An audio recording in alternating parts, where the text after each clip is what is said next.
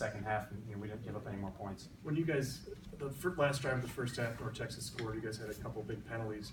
Was that just sliding downhill fast and no one could really stop that? Yeah, I mean, situations like that, you know, it's you got to remain poised. You know, sometimes, you know, AJ's call, it's just him, you know, he's just rushing hard, and you can't control that. A lot of that stuff is out of our control. We can't let that get to us.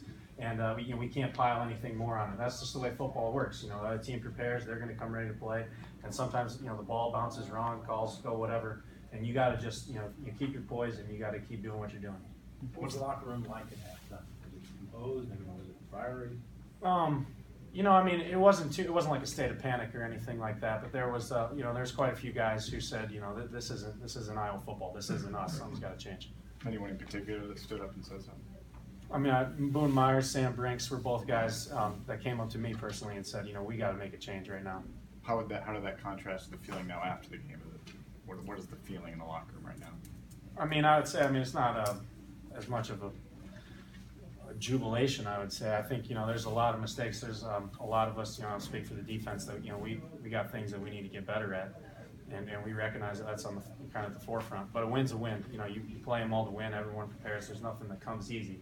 So, I mean, you know, when you can go out there and walk away with a W, that's you know, something to be happy about. Anything else from Parker? You guys, Penn State coming in next week. Obviously, you know what happened last year there. What do you do to get ready?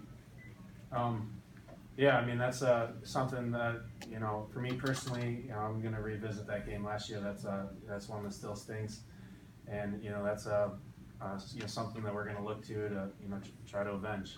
Try to go out Saturday and give them our best shot.